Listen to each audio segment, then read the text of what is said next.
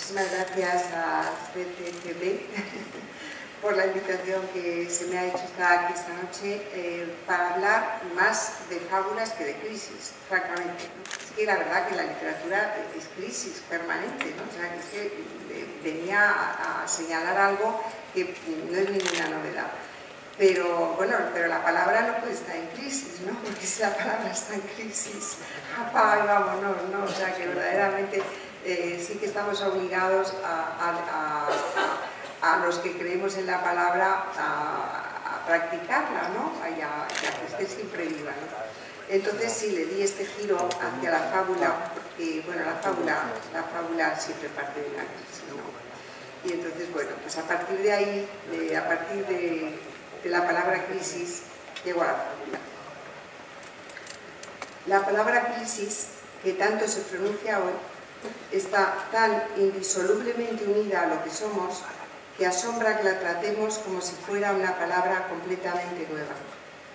El concepto de crisis, más aún de situaciones críticas, es parte fundamental de la vida y en consecuencia de las narraciones, de ese camino que la imaginación emprende en cuanto se descubre a sí misma.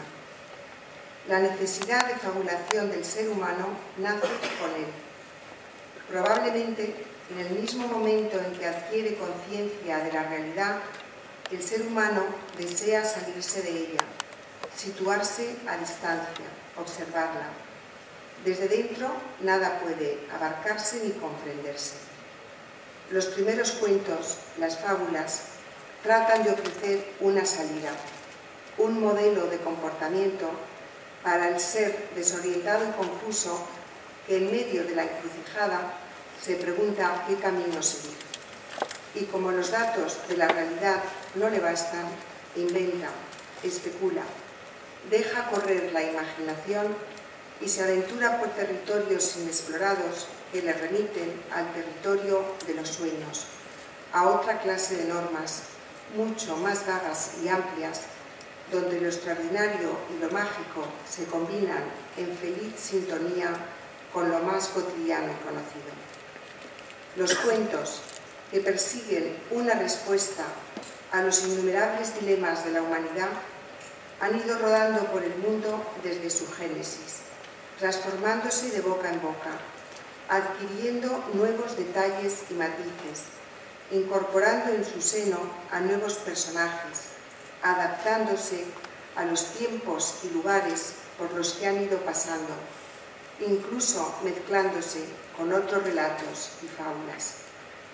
En el relato se producen hechos extraordinarios, se quiebran las fronteras del tiempo y se superan las limitaciones de la vida, porque lo que gravita sobre las líneas de la narración es alcanzar la inmortalidad.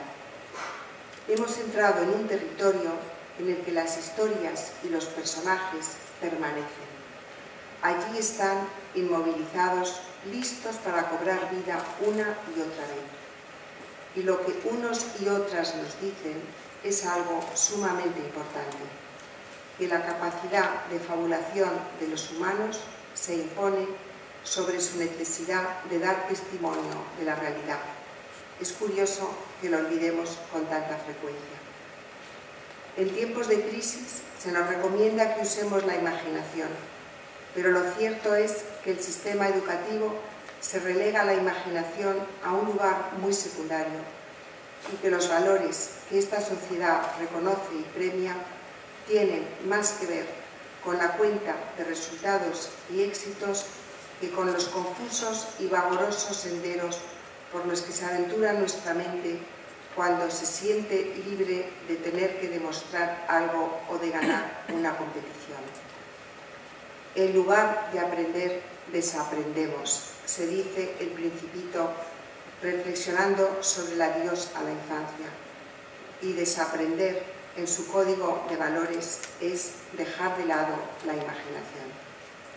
Pero ahí siguen las fábulas, que nos acompañaron desde el principio de los tiempos.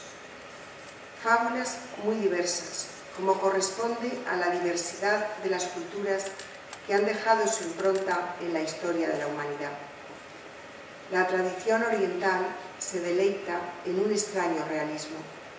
Los animales de los cuentos chinos poseen la capacidad de la palabra. Los seres humanos, de pronto, se convierten en animales. La ley resulta implacable y desmesurados premios y castigos recaen sobre los hombres y mujeres que destacan por sus méritos o que osan quebrarla. Lo indecible y lo inesperado tienen lugar aquí, los mayores venganzas, las más deseables recompensas. Si queremos acercarnos a la esencia del relato, debemos mirar hacia Oriente. Los cuentos de las 1001 noches son los cuentos por excelencia. Sherezade consigue la clemencia y aún el amor del rey gracias a su don. Es contadora de cuentos. La primera de una serie inacabable. Es ejemplo al que nos remitimos cuando la realidad nos limita, nos falla, se tambalea, nos amenaza. Sherezade está condenada a muerte, pero el rey desea escuchar sus historias. La sentencia de muerte se pospone noche tras noche. ¿Cabe imaginar una situación de mayor dificultad, de mayor tensión? Contar un cuento para salvarse de la muerte, detener, aplazar la sentencia. Si tenemos que buscar un modelo de comportamiento en estos tiempos de crisis, recurramos a Sherezade. ¿Cuántas noches sobrevivió? Toda la vida. Alcanzó la eternidad. El rey que la escucha. Ese rey que es el personaje menos conocido de las 1001 noches, es a su vez el ejemplo más perfecto del oyente, del lector. Sus deseos de venganza contra las mujeres quedan en suspenso cuando Sherezade da inicio a su relato. Durante una casi interminable sucesión de noches, el rey se olvida de sus planes y se entrega a su curiosidad. Ha sido seducido por los relatos de Sherezade. La escucha con sus 5 sentidos. Ha quedado preso de la magia de las narraciones y acude puntualmente a su cita nocturna con la fantasía. Mientras escucha a Sherezade, opta por la imaginación, por la fabulación. Ha descubierto dentro de sí esa necesidad y en la balanza de sus prioridades pesa más que el deseo de venganza. El poder de la imaginación ha vencido a la muerte. Esta es la vocación de todas las narraciones: vencer a la muerte, vencer al tiempo. Precisamente en periodos de crisis, de falta de fe y seguridades, echamos de menos la intervención de fuerzas sobrenaturales.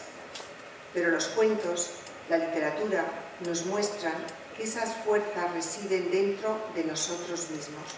Por eso nos fascina Sherezade, porque su vida se parece a los relatos que nos cuenta.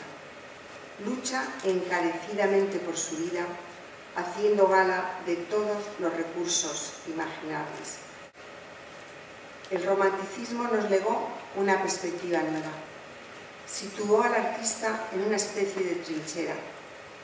Escuché una vez en un lugar público y proveniente de una voz anónima, alguien que estaba cerca de mí y a quien no pude ver, una definición del ser romántico que se me quedó grabada en la memoria. Un romántico, dijo aquella voz, es un hombre que lucha contra la época que le ha tocado vivir. Lo cierto es que cada época plantea retos distintos y que estos retos resultan siempre difíciles. Flaubert, en su diccionario de tópicos que empezó a redactar alrededor de 1853, hace nada menos que siglo y medio, glosa así la palabra época. Época, echar pestes contra la nuestra, quejarse de que no es poética, llamarla época de transición, de decadencia.